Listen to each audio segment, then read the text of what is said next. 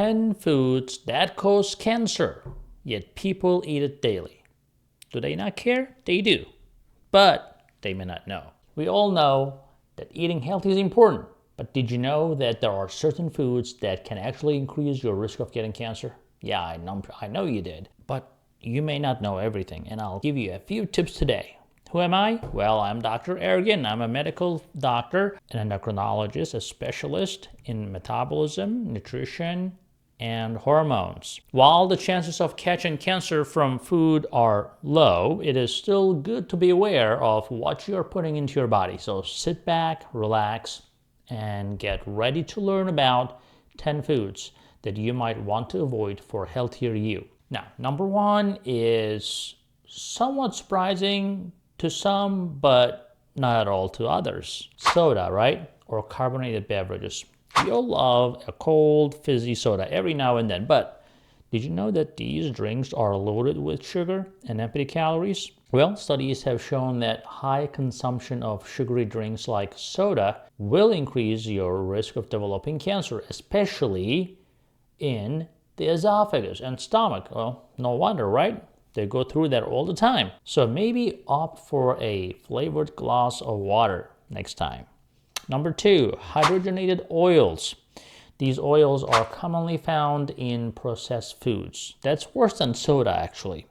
Like your cookies, your crackers, and margarine that they're using in there. They are high in trans fats, which have been linked to an increased risk of breast cancer. If you think about it, 1 in 10 American women end up with breast cancer. You better avoid that, right?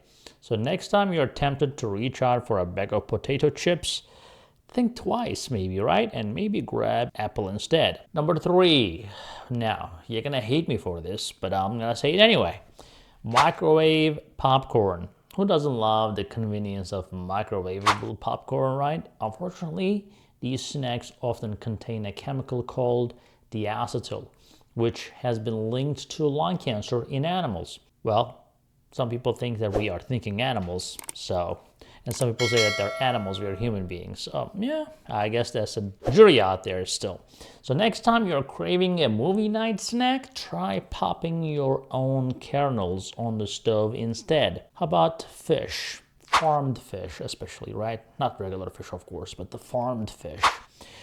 While fish is known for being super healthy for omega-3 fatty acids, farmed fish is the opposite. It can contain high levels of antibiotics, pesticides, and other chemicals that have been linked to cancer. So it is best to stick with wild-caught fish or opt for plant-based sources of protein. Now, number 5 on the list is refined sugar. Yeah, we all love sweet. Most of us have a sweet tooth, but too much sugar can lead to inflammation in the body, which can lead to increased risk of cancer because insulin resistance is the culprit for a lot of cancers. So why not swapping out those sugary treats for fresh fruits or some natural sweeteners like a little bit of a honey or maple syrup? Still better than regular sugar. Number 6, white flour. Now, why did I say white flour, not just any flour? Well, because the white flour is often found in the processed foods like bread, pasta, and baked goods. It's refined, and that means stripped of its nutrients, leaving behind mostly empty calories. Studies have shown that a high intake of white flour can increase the risk of colorectal cancer. We all thought originally that meat consumption was the biggest culprit, but now we realize that these processed carbs can also lead to colorectal cancer. Number 7, pickled, salted, and smoked foods. Now, these foods may add some awesome tasty flavor to your meals. They also contain high levels of nitrates, right? These chemicals have been linked to an increased risk of stomach cancer. So maybe limit your intake of pickled, salted, and smoked foods and opt for fresh options instead. Now, number 8 may surprise you a little bit because a lot of people think that the grilling is good for you, but grilled red meat. Who doesn't love a juicy steak, right? Or a burger on the grill? Unfortunately, grilling red meat, especially at high temperature, can lead to formation of cancer-causing compounds. And also, they can cause what we call AGEs, which is advanced glycation end products, which makes you look and feel older. Well, it's okay to enjoy red meat occasionally, but if you are doing it on another high heat, you can still grill, but a low heat, just you have to be patient. Make sure you don't char it. And make sure, if you're not grilling, of course, you can always slow cook. That's your healthiest option. Now, number 9, alcohol. Well, it's fun, right? To indulge in a glass of wine or a cocktail every now and then. Well, that's fine.